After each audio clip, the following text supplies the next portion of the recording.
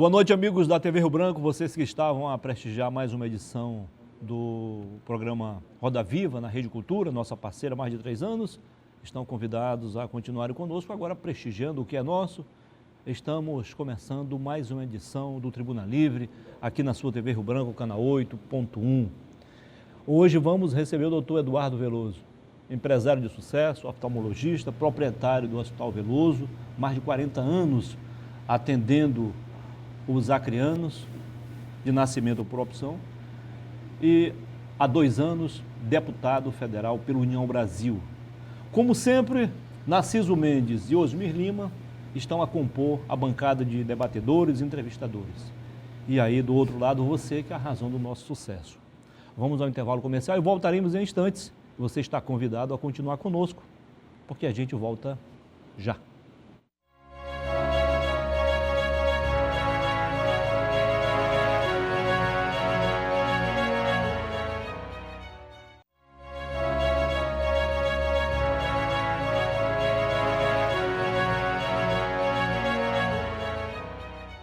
Ok, estamos de volta agora em definitivo, começando para valer mais uma edição do Tribuna Livre, aqui na sua TV Rio Branco, canal 8, nesta noite de segunda-feira. Desde já, muitíssimo obrigado pela sua audiência, você que nos prestigia na capital e também no interior. Você de Bujari, Quenari, de Porto Acre, Capixaba, Plácido de Castro, Acrelândia, parte de Sena Madureira. Nessas cidades, você nos prestigia pela NET, HDTV, canal 15, pela internet, por meio do portal riobranco.net ou também diretamente pelo canal 8.1. Siga-nos nas redes sociais, @oRioBranco. Como eu falei na abertura do programa, nós temos o prazer de receber hoje o Dr. Eduardo Veloso, oftalmologista, empresário e deputado federal pela União Brasil. Seja bem-vindo, deputado. Prazer recebê-lo mais uma vez aqui. Muito boa noite. Obrigado, Muniz. Boa noite a todos que nos assistem. Obrigado, Narciso. Obrigado, Osmir. E a população aqui do Acre, né, que nos assiste e me deu essa oportunidade de estar deputado federal. Muito obrigado. Boa noite, Osmir Lima. Boa noite. Boa noite, doutor Narciso Mendes. Boa noite, é um prazer muito grande, viu, doutor Eduardo Veloso, porque você é um peixinho, porque é filho de peixe, né? Tanto politicamente, seu pai também participou da atividade política do nosso Acre. Foi vereador, bom vereador. Doutor Paulo Veloso. E profissionalmente, você também é filho de peixe. Um grande médico, prestigiado, e isso nos honra tê-lo como convidado. O senhor pode aproveitar, doutor Narciso, e fazer a primeira pergunta. Eu vou fazer o seguinte.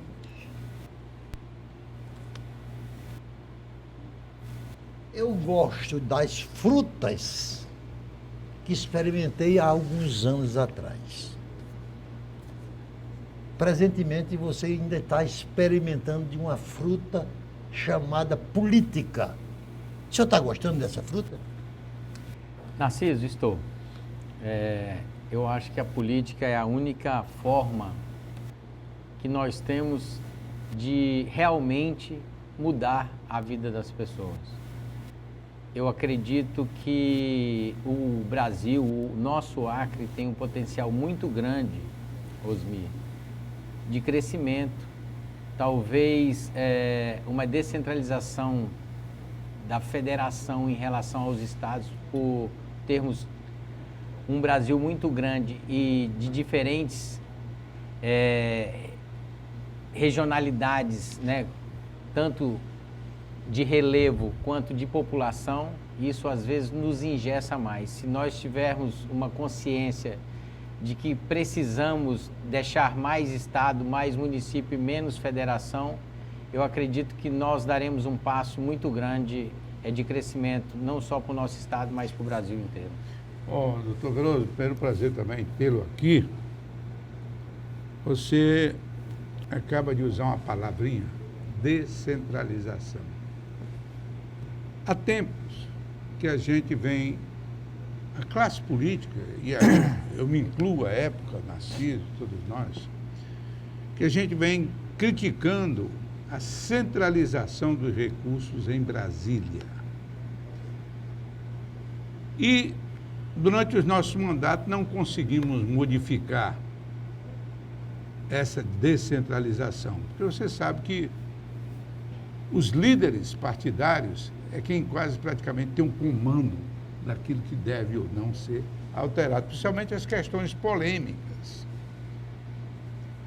Recentemente, o Senado Federal aprovou uma reforma tributária que, pela propaganda, diz menos Brasília e mais Brasil. Você acha que essa reforma tributária, que vai ser apreciada pela Câmara dos Deputados, que você faz parte, efetivamente já vai cumprir, pelo menos em parte, essa função? Uma boa pergunta, Osmir. Nós lá na Câmara temos uma assessoria bastante conceituada e eficaz. Mas ninguém dos nossos consultores conseguiu me dar com certeza, lá na frente, qual seria o real impacto. Eles têm projeções. Tanto é que eles estão deixando, e hoje deixando de uma forma que eu acho que nós não concordamos tanto quanto uma alíquota muito grande, né? Uma alíquota, eu acho que o governo tem medo de não dar certo e perder a arrecadação, então ele deixa teoricamente para mais, para que lá na frente exista o reajuste. Na realidade, temos isso setorizado, os descontos, né? Eu vou contar aqui uma coisa para você. Você foi parlamentar, Narciso foi parlamentar, e você sabe quando uma matéria vai passar ou não, não é verdade isso? Não.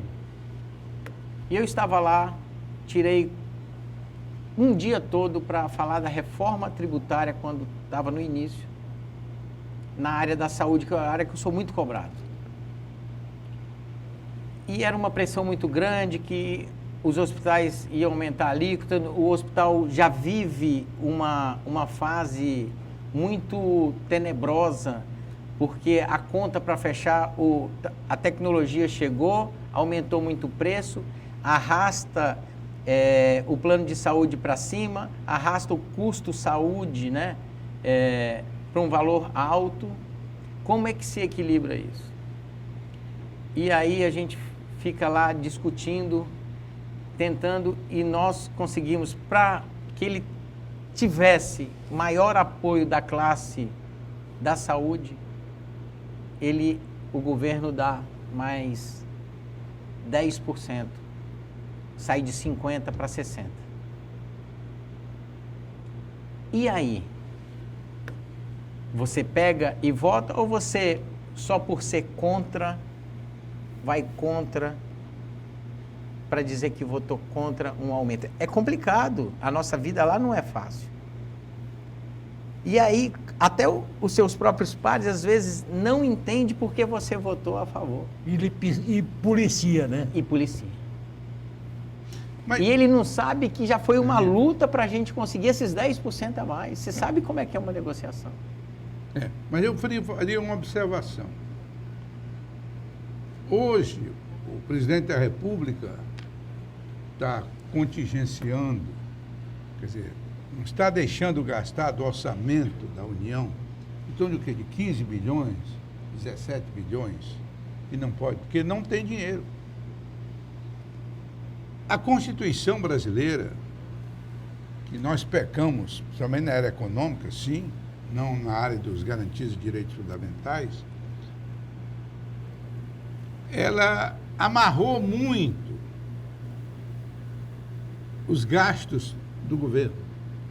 Vai dizer que você pegar hoje todos os gastos do governo, ele não tem 10% para investimento. É mais ou menos isso? É isso. Não tem 10% para fazer investimento, porque já tem dinheiro para os poderes, dinheiro para a saúde, dinheiro para a educação, tudo amarrado. Da Previdência, que é um rombo extraordinário. Trilionário. Como é que nós poderíamos hoje aumentar a alíquota, por mais correta e justa que seja, quando eu vejo, por outro lado, eu não vejo ninguém pensando em diminuir despesas. A diminuição de despesa é uma necessidade, não pode continuar essas mordomias no Supremo, no Congresso Nacional, na Presidência da República. São mordomias exageradas que os países civilizados não têm.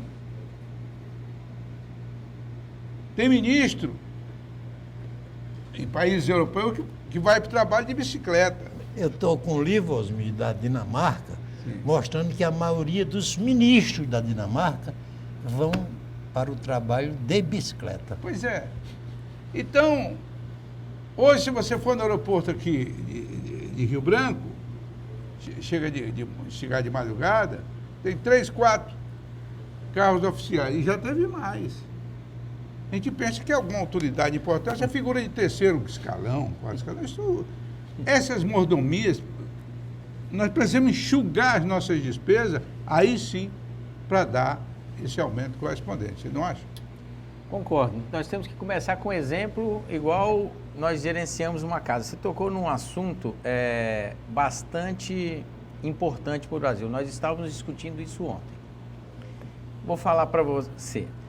Hoje, o chefe de um executivo, como vocês bem falaram, ele às vezes tem o dinheiro e não sabe por que não dá conta. Porque já veio determinado do legislativo como ele deve gastar, o que é errado. Você é dono da sua casa, você tem uma renda familiar, já imaginou você está engessado que você tem que gastar X% na educação, X% na saúde, e te sobra, às vezes, para o alimento pouco? E se nós pensarmos que o Brasil está envelhecendo, eu teria que diminuir o dinheiro da educação, aumentar na saúde, porque quando você envelhece, você tem mais gente precisando de saúde, de auxílio à saúde. Então, assim, isso é uma forma errada, porque se você é chefe de um executivo, você, teoricamente, teria que determinar como é o estilo do seu governo, o que hoje a maioria é engessado. Principalmente aqui para os estados do norte, que nós somos praticamente dependendo do fundo de um repasse. Tanto é que no governo, esse último mês, já está o alerta lá em relação ao número de pagamento para pessoal. Por que isso? Porque hoje está tudo muito engessado. E aí nós temos X% para cada local, e o investimento, que é o que gera riqueza, e o investimento que gera o emprego. Hoje, se nós formos refazer uma pesquisa aqui no Acre, se você pegar aqui na capital, o emprego bate quase igual, um pouquinho mais até que a saúde. Quando a gente vai para o interior do estado, a saúde lá é o maior caos. E aí? Qual é a solução disso? Porque o Acre, ele tem, teoricamente, tem potencial de crescimento. A Amazônia em si. Mas como? E aqui eu quero falar de um momento que eu passei. Mas finalizando a sua pergunta, Osmir, nós temos aqui diminuir despesa e, de alguma forma, tentar melhorar a arrecadação. Mas aqui para o estado do Acre, eu viajei do lado de outro dia eu tive a oportunidade de conhecer o prefeito de Maracanaú, lá no Ceará. Chama-se o Roberto Pessoa. Ele tem 82 anos, Narciso. E a filha dele é deputada federal. E, por acaso, eu saindo de Fortaleza de um congresso de oftalmologia, ele veio do meu lado. Eu falei, eu era doido para conhecer o senhor. E ali eu já fiquei mais fã dele. Por quê? Ele falou que estava indo a São Paulo chamar uma indústria para se instalar na cidade dele. Eu disse, mas como é que você vai atrair? É simples como é que eu vou atrair. Eu vou construir para ele, vou fazer tudo o que ele me pedir. Agora ele tem que me garantir X mil empregos. Aqui ele tem isenção de tudo durante tantos anos, 10, 15, 20 anos. Nós não temos que inventar a roda. Entendeu? Então, assim, basta copiar. Lá é uma das cidades mais industrializadas do Ceará. O doutor Eduardo Veloso, eu volto a insistir na sua tendência política. Porém, no nosso país, a palavra de político tem tido pouca valia.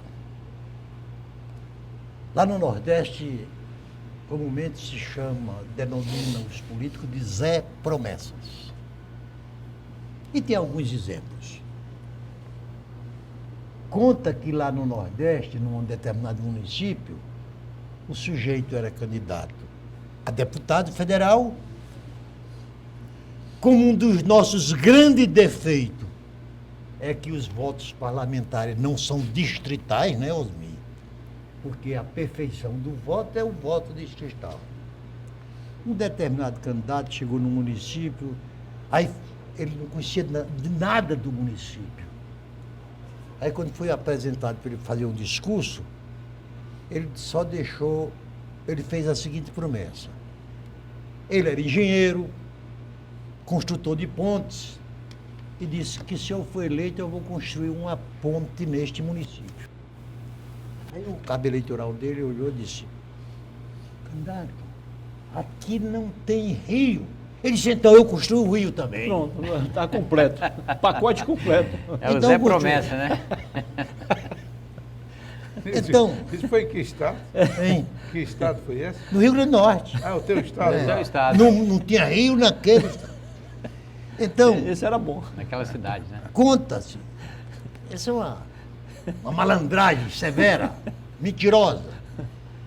Mas conta que certa vez um candidato chegou no município e não conhecia quase ninguém, apareceu um rapaz e disse, eu sou filho de fulano de tal. Ele era meu pai. Aí disse, meu grande amigo. Ele disse, mas ele já morreu. Ele disse, morreu para você, filho ingrato, mas para mim ele continua vivo. Tem um discurso pronto para qualquer ocasião. Esse aí é bom, né? Eu pergunto, essa linguagem, maliciosa ou não, para sobreviver na política, você também está aprendendo, não? O doutor responde daqui a pouquinho, tá bom, doutor? Combinado. Nós vamos ao intervalo comercial e voltaremos em instantes. E você está convidado a continuar conosco. Até já.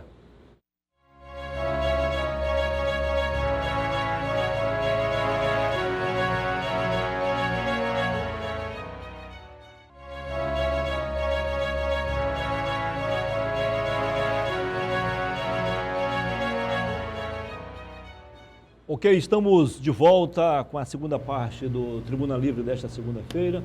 Mais uma vez, muitíssimo obrigado pela sua audiência, você que nos prestigia na capital e também no interior. Wilson, só reforçando aquilo que você falou sobre investimento, a capacidade de investimento do Brasil em relação ao PIB não passa de 17%. É a pior média quando você compara com os países em desenvolvimento. Não falando dos desenvolvidos. Doutor Narciso, só refaça a pergunta para ele entrar no... Ele contou duas histórias e Isso, se ele não, entrou... mas ele fez eu a gostaria que pergunta em relação o que eu pretendo extrair do nosso Isso. deputado é se ele é um cumpridor de promessas. É isso. Pronto. Boa pergunta, Narciso. Eu tenho bastante orgulho para poder lhe responder isso. Eu, sendo da saúde, né? Como você contou aquela história, ele prometia na área da engenharia que ele era engenheiro. E na área da saúde, nós, através da eleição, nós fizemos alguns compromissos. E aqui eu vou expor para você. Uma ressonância magnética por Juruá, uma promessa minha de campanha. Está lá a Já ressonância. está lá. O atendimento de cardiologia, como você precisou, seu filho me ligou um dia e eu falei, vá para tal lugar que para onde você vai não tem assistência e você está aí, sem sequela, sem nada. Nós também já fizemos esse compromisso lá. Tenho mais um para lá na área da saúde, que é o tratamento do câncer, que me comove muito. O tratamento do câncer não é igual você tratar um braço que quebrou. Se você, às vezes, não tem a peça, o material que vai usar, você pode, às vezes, um DFD, você vai lá, faz o tratamento, fica bom, curado e volta. O câncer, não. Está aqui 2 exemplos, né, Osmir? O câncer, não. O câncer é um tratamento de 1, 2, 3, 4, 5 anos. Aí o que acontece com os nossos acrianos? Eles vão, vende a casa, vende o carro, passa 4, 5, 6, 7 meses, depois volta e não tem mais o que fazer. E às vezes a pessoa morre e ainda ficou a família sem nada. Então esse é um compromisso que nós assumimos também de levar o tratamento de oncologia para que já teve no passado. Mas hoje não tem mais. Então está faltando isso. Nós começamos, né, mirando pelo Juruá, porque sabemos da distância.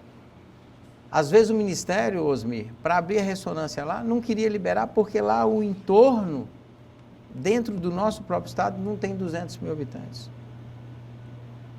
Mas eles não entendem o que é um deslocamento de Cruzeiro para cá. Então, eu acredito muito nas parcerias, e foi dessa forma que está se resolvendo lá. Como eu acredito que o Hospital de Brasileia, que é o nosso próximo compromisso, primeiro você leva o atendimento de cardiologista, bota o cardiologista lá 24 horas. Depois, leva o tratamento. Não adianta chegar com o tratamento se você não tem um profissional.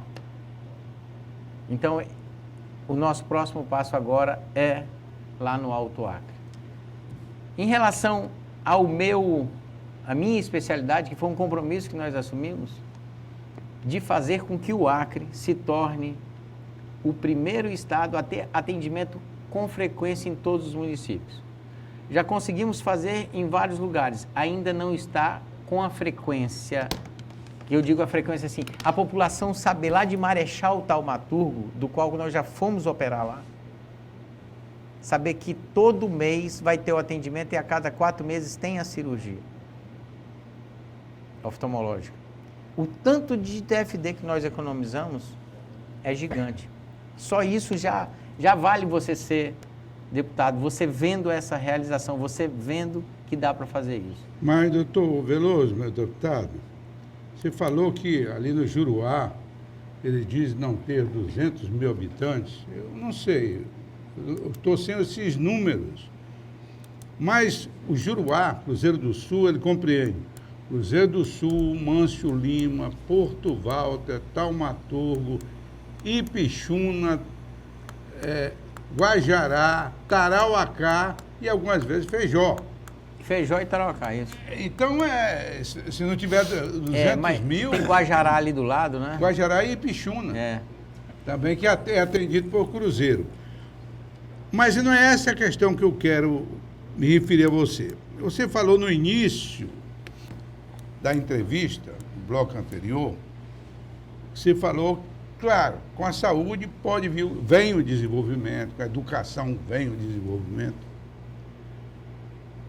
Mas nós precisamos acelerar um pouco esses problemas, que não é de governo atual, é um problema que vem de vários governos, desde que o Acre existe praticamente. Porque hoje nós temos município do Acre com 70% da população vivendo de Bolsa Família. Isso cria... Eu morei numa cidade de Santa Catarina que não tinha desemprego, Narciso. Não tinha desemprego. A cidade, quem quiser consultar, consulta, São Bento do Sul. No momento, a menor média de desemprego é lá, Santa Catarina. Na época praticamente não tinha.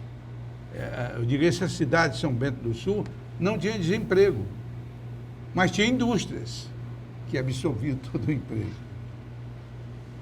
Como é que nós podemos fazer para desenvolver o nosso Estado com tanto impedimento na questão ambiental, que coloca inúmeras dificuldades, né, para a gente produzir. Como fazer isso que está se tornando insuportável? Vou lhe dar um exemplo. Através do nosso mandato, nós também já estamos vendo essa parte. Para o ano que vem, nós vamos destinar emendas, e aí eu sempre busco a parceria público-privada, que eu acredito muito nisso, viu, Narciso?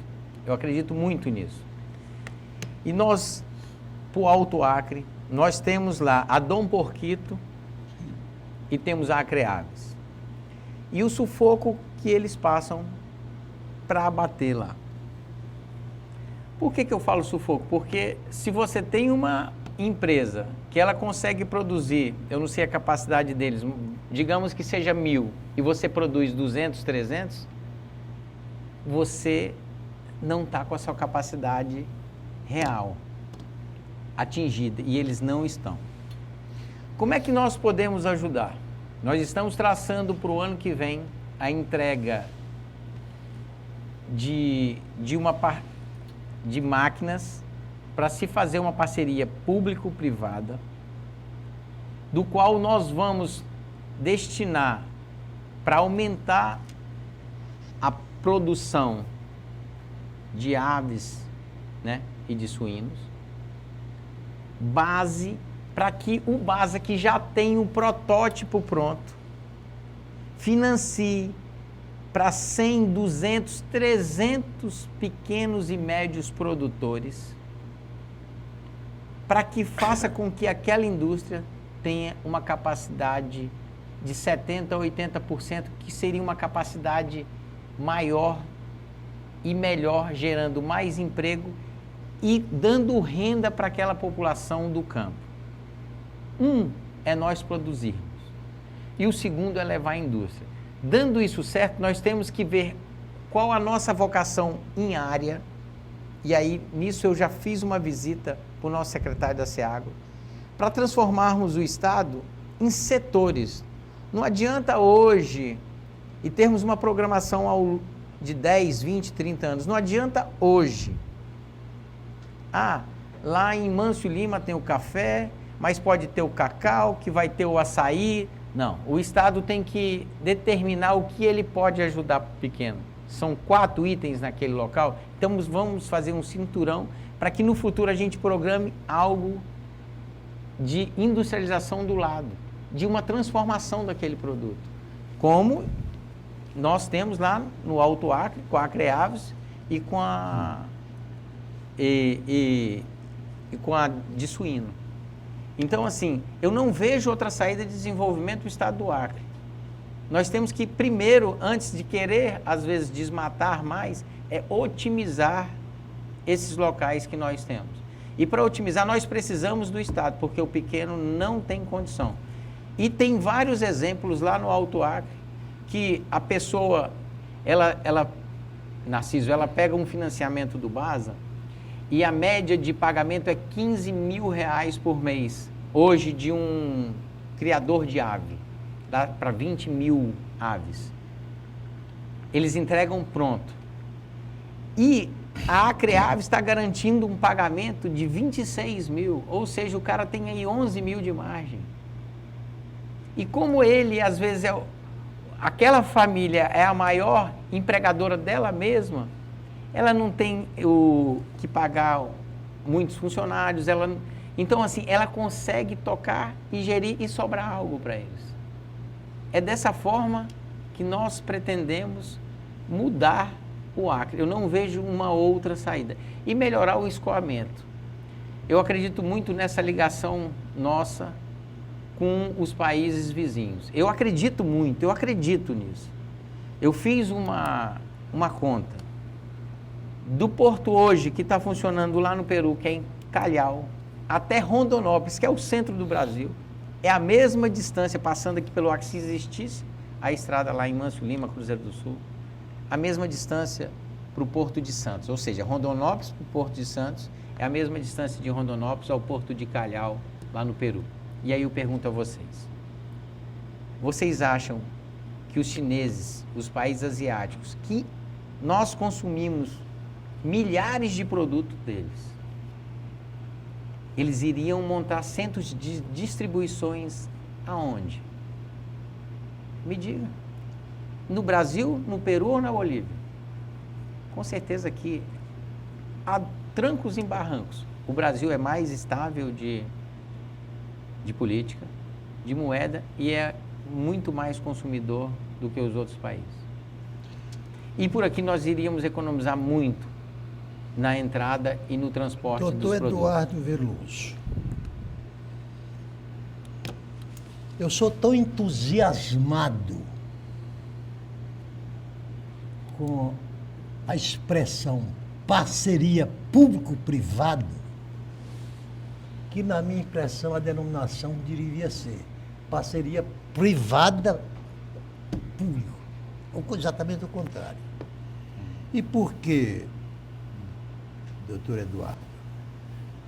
Porque eu imagino, e aí eu concordo com o Osmi Lima quando ele insiste, às vezes de forma exagerada, vamos lá, Osmi. Não é exagero. De forma exagerada. De Quando forma você veemente. parece absolutamente contrário às questões de natureza ecológica. Mas eu acho que numa região riquíssima de recursos, não de riqueza, Certo. que a Amazônia é rica em recursos, porque se ela fosse rica em todos os seus aspectos, nós não seríamos hoje a região mais empobrecida do Brasil, né, Osmi? Sim. Você tem costumado dizer que o Nordeste já está em melhor situação econômica do que a nossa. Já fui mais pobre, hoje mais pobre somos nós.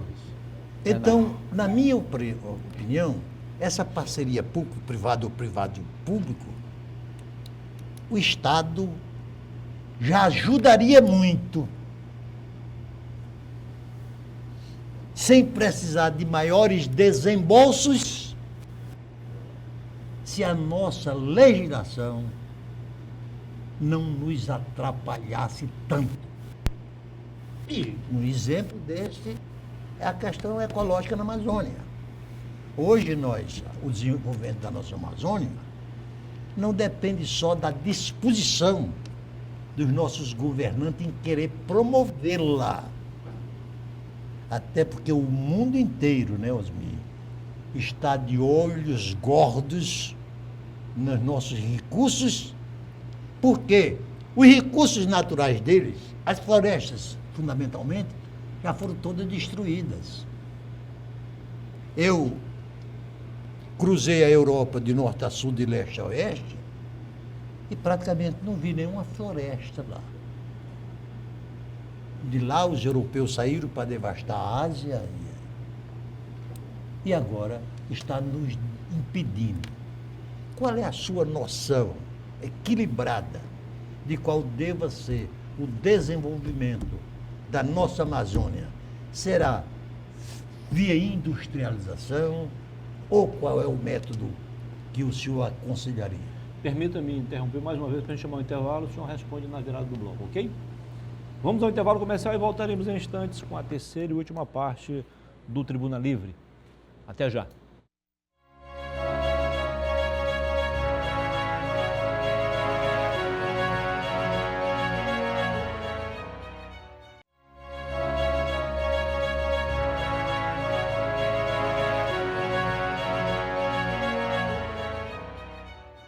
Ok, estamos de volta com a terceira e última parte do Tribuna Livre desta segunda-feira. Mais uma vez, muitíssimo obrigado pela sua audiência, você da capital e também do interior. Mais uma vez, contamos aqui com a presença marcante do nosso chargista, caricaturista, também Daniel Cabral, já a gente vai mostrar, dando um retoque final aí na caricatura do Dr. Eduardo Veloso, nosso convidado especial desta segunda-feira. Tá aí. Aí, doutor, tá, viu aí como é que tá? Parcialmente tá Cadê? saindo aí. Olha só. Daqui a pouquinho o senhor vai levar para guardar no seu escritório ou no seu consultório, né? Ou no gabinete, né? Exatamente. Registramos aqui as presenças aqui de vários assessores do deputado. O Folhinha, quem mais? Alcione, os dois ali que eu esqueço. Hã? Tássio. Cássio. O Cássio e o Iago. Sejam bem-vindos, ok? Legal. Osmir, em relação aos números, a região do Juruá, de onde você veio, representa 18% da nossa população, 830 mil habitantes até o 2003. Como tem números subestimados e houve um crescimento de lá para cá, e as cidades ali que você falou, é mais ou menos isso mesmo. 150, mas o resto chega a quase 200 mil pessoas para serem atendidas ali na região. Doutor Narciso, só retomando a sua pergunta, né? O senhor quer saber como desenvolver a nossa região. Qual é isso? a opção de desenvolvimento da nossa Amazônia? Isso. Perfeito. Boa pergunta, Narciso. No passado, nós tivemos o extrativismo, né? Foi uma tentativa de desenvolvimento da população, né, da Amazônia em si, que não deu certo. Hoje, nós estamos já trabalhando nisso para que a indústria venha para cá. E eu estou apoiando algo inovador, que é o extrativismo de resultado. O que é o extrativismo de resultado? Existe uma substância, eu vou lhe dar um exemplo de uma substância. Chama ibogaína. Vem de ibogaína. Ibogaína. Ibogaína. Ela é da África, se eu não estou enganado, é da África. E ela forma uma substância que ela tem resultado de 70% a 80% positivo para se retirar um viciado apenas com uma dose, deixar que ele tenha aquela tentação. Então, ela tem uma eficácia de 70% a 80%. É comprovado com estudos, já é aplicado no Brasil, mas ainda não é regulamentado isso muito no mundo. E essa mesma indústria, eles descobriram que aqui na nossa reserva, aqui no nosso meio, tem uma árvore, como é que é o nome? Grão de galo. É uma, que lá você pega 20 quilos desse grão de galo, que é uma árvore que é tipo uma praga, e ela tem lá 1 grama, 10 gramas a cada 20 quilos. E tem as mesmas, você sabe, pureza, né? Porque tem mesma pureza dessa lá da África. Então essa indústria, ela quer investir aqui, e como os europeus, os americanos, eles querem preservar, eles querem que os extrativistas colham essa árvore e entreguem para ele o pó, ela já triturada, para que eles façam a transformação. Então nós estamos colocando uma emenda, já foi aprovado a retirada junto ao ICMBio, porque precisa de uma licença, foi entrado e eles a princípio não negaram, eles têm que só avançar, mas deram uma resposta positiva para que isso aconteça. Eu acredito que nós chamamos esse tipo de industrialização, essa parceria direta com os pequenos agricultores, eu acho que isso é uma saída para que a gente possa melhorar a vida dessas pessoas. Esse é um ponto. O Narciso, ele fez até uma crítica que muitas vezes exagera na questão ambiental. Eu quero responder para ele que não é bem assim. Eu não sou a favor de devastação absoluta da floresta. O que me preocupa é ver que o mundo inteiro está voltado contra qualquer ato na Amazônia, enquanto nós temos milhares e miseráveis debaixo dessa bela floresta. E eu não me conformo quando há movimentos impeditivos, por exemplo, da estrada Porto Velho, Manaus, da estrada Cruzeiro do Sul, Taumaturgo, da estrada Cruzeiro do Sul, Porto Walter, que eles usam como se danificassem toda a floresta, e já usaram no passado. Um ex-ministro do Meio Ambiente do governo Collor disse que essa estrada Rio Branco Cruzeiro do Sul acabaria com a floresta. Então, esses exageros é que eu sou contra. Há um discurso de desenvolvimento sustentável. Eu estou ficando velho já, Narciso. Há 40 anos que eu escuto esse discurso de desenvolvimento sustentável e eu não vejo. Eu vejo apenas quando vão só o sustentável, só preservar a Amazônia. Como é que você está vendo? Como é que nós podemos desenvolver a nossa região com um ambientalismo extremado como temos hoje? Eu sou a favor do meio ambiente, mas não tão extremado como nós temos hoje. O Acre não tem 15% de suas terras, de suas matas desmatadas. Né? De área aberta. Isso incluindo a sede dos municípios, as estradas e tudo. Nós temos que resolver isso. Como acho que você poderia resolver essa questão, mesmo preservando? Com certeza. Primeiro, concordo com você. Não dá para nós termos uma riqueza e o nosso povo ser pobre. Isso é inadmissível, né? Nós temos que ter uma matriz de desenvolvimento. E essa matriz de desenvolvimento passa pela preservação. Primeira coisa, a Amazônia é nossa ou não é? Se é nossa, nós temos que decidir o que vamos fazer com ela. O que não dá é para a nossa população passar fome. Mais da metade da nossa população não sabe o que vai comer na outra semana. Então, isso é inadmissível. O que precisamos? Nessa matriz de desenvolvimento.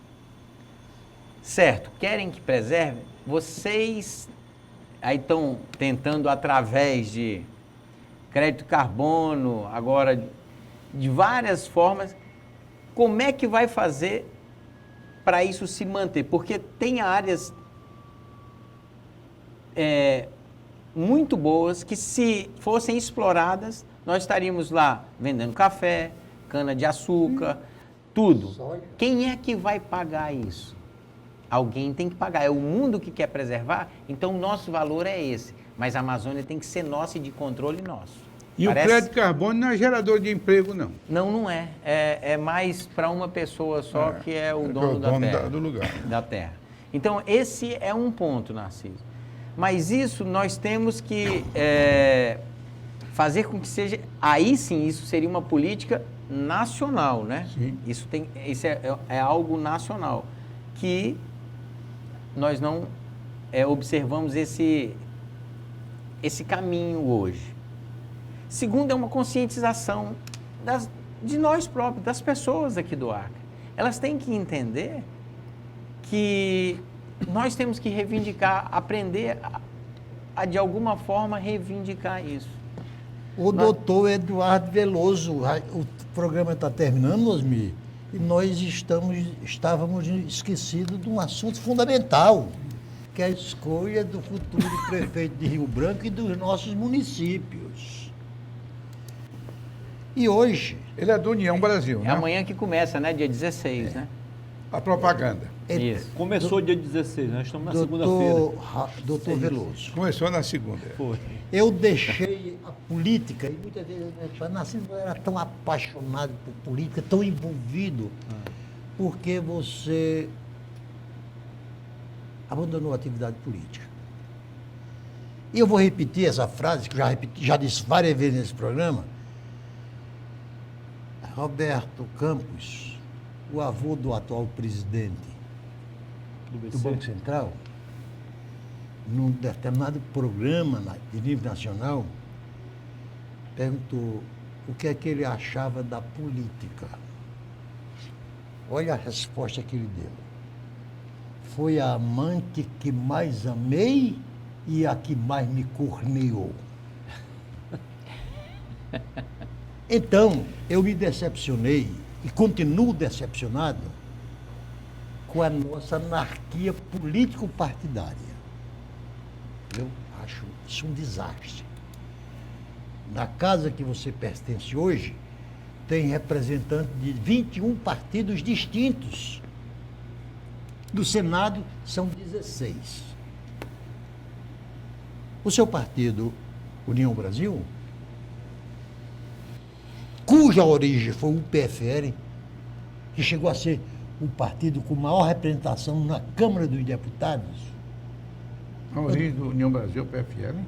Fusão porque do PSL com... Democrata. Veio do Democratas. PSL. Foi a dissidência entre MDB e Arena. Sim, veio o PFL. Aí eu me pergunto, o seu partido, eu não debocho dele e nem trato com carinho, porque trato todos nivelados por baixo. Respeito a sua pessoa, a sua disposição de acertar.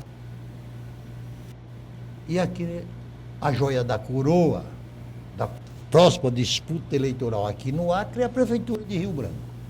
Certo. Para onde o seu partido ou você pessoalmente se inclina para apoiar entre os dois candidatos? Não, entre os 4. Não, entre os dois candidatos que estão Na polarização. em primeiríssimo lugar, e os outros dois bons projetos políticos. Mas o seu partido apoiará quem? Prefeito Tião Bocalhão. Prefeito Tião Bocalhão. Nosso partido está com o prefeito Tião Bocalhão. Foi feito, né? Logo no início foi o primeiro partido que declarou apoio a ele. Bem no início. Teve até um desentendimento entre os dirigentes, né? Mas hoje eu acredito que isso já está pacificado. Estamos todos com o prefeito Bocalhão. Isso é uma decisão partidária a nível de Estado. Nível daqui do município de Rio Branco, né?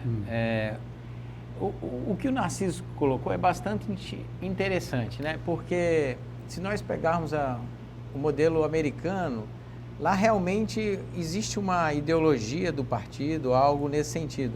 Hoje, a maioria dos partidos tem o seu estatuto, tem o seu regimento. Que ninguém lê, né? Além de ninguém ler, os próprios dirigentes também não têm aquele segmento. Tanto é que aqui vamos tomar como exemplo o Acre, ele é aberto, né? Você não fechou questão, porque a partir do momento que às vezes você fecha uma questão de apoio, aquele parlamentar, por mais que ele não goste, ele não pode ir para um outro.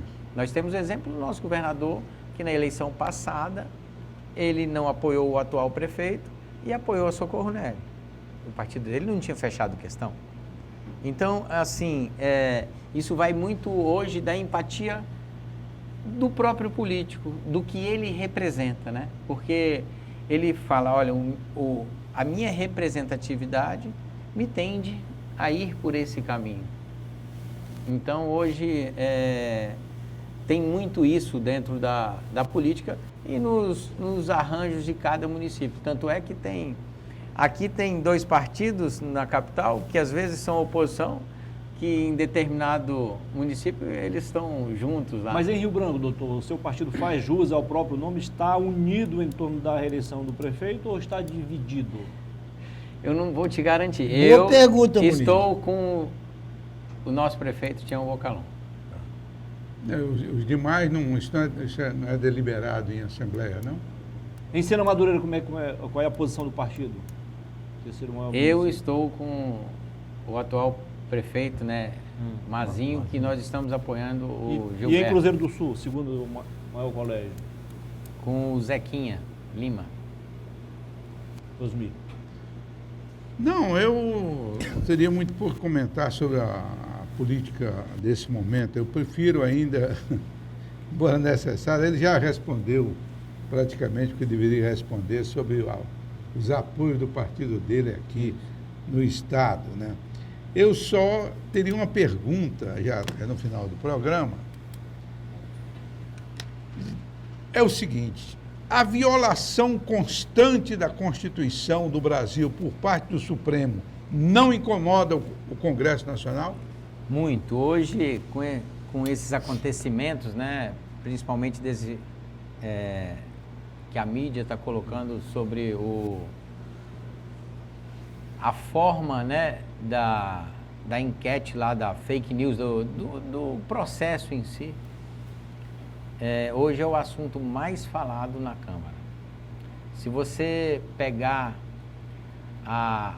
as palavras que o deputado Eduardo Bolsonaro, que o Marcelo Van Hatten expressou na tribuna, é de balançar. Mas deixa eu fazer uma interrupção aqui, rápido, Narciso. Porque há uma crítica, inclusive o Supremo mesmo suspendeu. Porque há uma crítica da sociedade sobre essa questão de emenda PIX. O que realmente significa emenda PIX? Eu nunca tinha ouvido falar, já viu? A emenda PIX é a transferência especial falada. Ela dá a liberdade de entrar como um dinheiro em caixa sem eu ter que ter o projeto de... Um gravíssimo erro, né? Em partes. Mas ela vem de duas formas, viu, Osmir? Eu até, nesse início, como marinheiro de primeira viagem, existe o custeio e existe o investimento. Sim. Então, a única distinção dela é isso, que é limitado, é 70% investimento e 30% custeio. E 99,9% de todos os pedidos que se fazem é custeio, que dá uma liberdade da pessoa manipular melhor, né? Principalmente para o prefeito que hoje vive praticamente apertado, né? Agora, se o Acre, para a gente finalizar, se o Acre tivesse, assim, a gente entendesse que o governo, as prefeituras precisam investir melhor na produção de projetos, por mais e deixar ele na expectativa, nós conseguiríamos para o Acre de investimento mais de R$500 milhão a mais do que já vem. Por último, eu prometo a última pergunta. Doutor Eduardo Veloso, em 2026, se eu viesse a pretender a votar no senhor, eu iria votá-lo para ser candidato a governador, senador ou para a sua reeleição de deputado federal, ou o senhor poderá desistir de quaisquer das candidaturas? Uma boa pergunta, Narciso.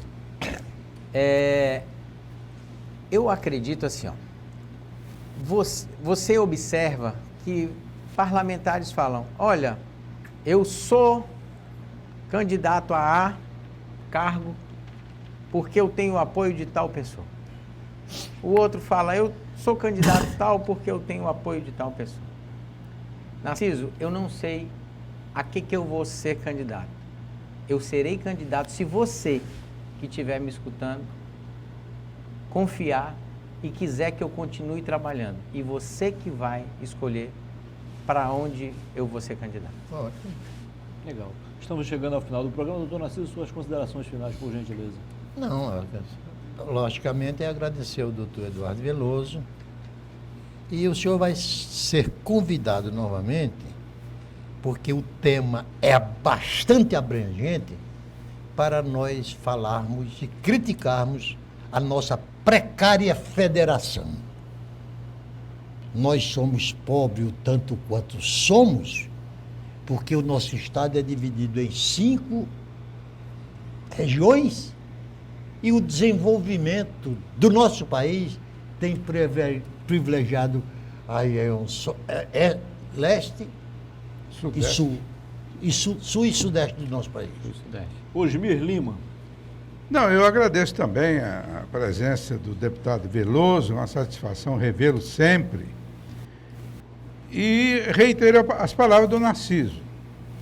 Eu acho que a sua presença é necessária aqui, como dos outros parlamentares, para a gente discutir questões fundamentais.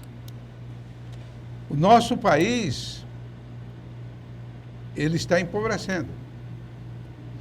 À medida em que você vê o número de Bolsas Família sendo criada no país, isso é um sinal de que nós não estamos gerando emprego, nós não estamos gerando renda. Nós precisamos discutir isso com profundidade. Além disso, doutor Veloso,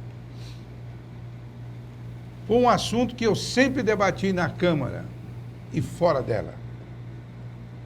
as desigualdades regionais e as desigualdades sociais graves deste país.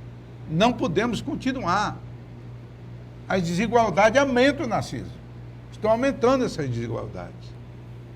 Estados que estão ficando cada vez mais ricos, enquanto outros empobrecendo.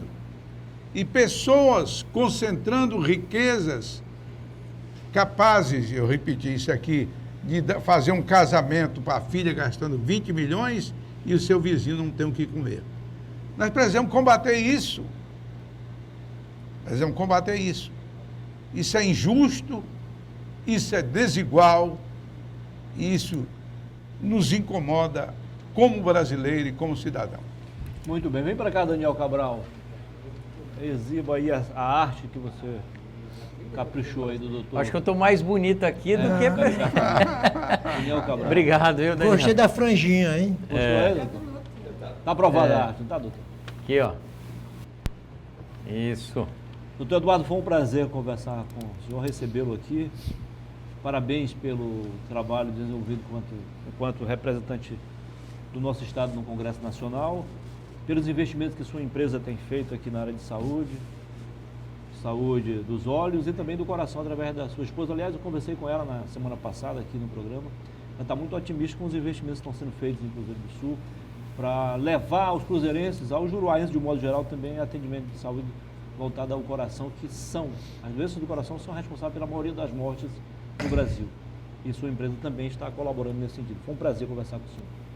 Eu que agradeço, eu não poderia agradecer a Deus, assim, e à população aqui do estado do Acre. Primeiro, por ter me dado essa oportunidade. Estou gostando muito e fazendo o meu melhor. Segundo, Narciso, Osmir, Muniz, o carinho que eu recebi dessa população quando minha filha estava na UTI. Eu nunca, assim, imaginei. Então, assim, isso só me deu mais forças. Eu acho que isso fez com que eu ficasse mais forte e percebesse aonde a gente precisa melhorar.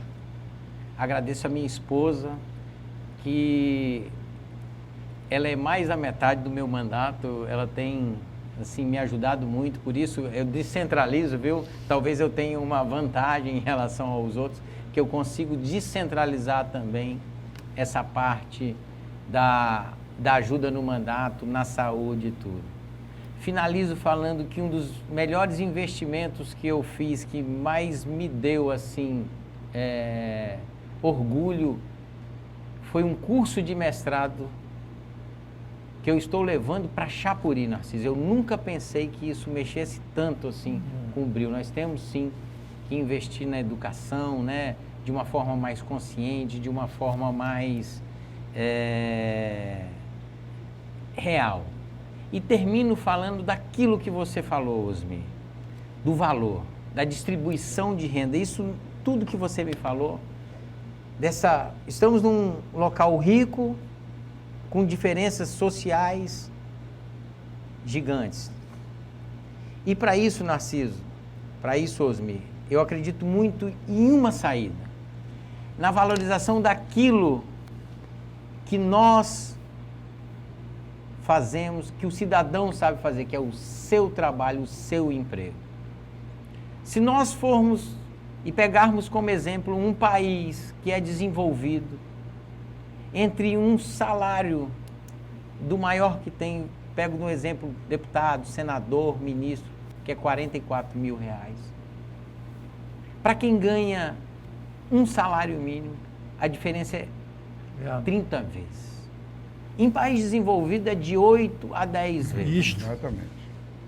Então, se eu pego, em vez, às vezes, da gente ficar distribuindo, porque eu tenho que distribuir, eu tenho que ajudar. Mas se eu começo e faço um programa que em 10, 15 anos, essa diferença vai ser menor, de 8 a 10 vezes, eu estou distribuindo renda. Porque você que ganha um salário mínimo, você sobrevive. Você passa a viver melhor acima de 4, 5 mil reais. E mesmo assim, de 4 mil reais até 10, 11, 12 mil, você gasta tudo que ganha. Gasta porque quer viver melhor, quer trocar de carro, quer andar num automóvel melhor, sair do ônibus, quer trocar sua moto por um automóvel. Por que país desenvolvido, os Estados Unidos, quase não temos moto de 100 cilindradas? Então é isso que o Brasil precisa, é isso que o nosso Estado precisa, valorizar o trabalho, sem esquecer de ajudar, sim, no social. Então isso é o meu recado que fica aqui para a população. Obrigado a todos vocês, Narciso, Osmir, ao Muniz e a toda a equipe aqui que me ajuda e a equipe aqui da TV Rio Branco. Um abraço a todos. Ok. Acabamos de conversar com o Dr. Eduardo Veloso, profissional de saúde, oftalmologista, empresário e deputado federal pela União Brasil. Muito obrigado a ele, ao Narciso, ao Osmir e, sobretudo, a você, amigo telespectador, que é a razão do nosso sucesso. Não mude de canal, também não desligue o seu televisor, porque eu vou só trocar o blazer e volto em seguida para apresentar mais uma edição do Boa Noite Rio Branco, aqui no canal 8.1. Que Deus nos conceda uma semana de paz. Boa noite.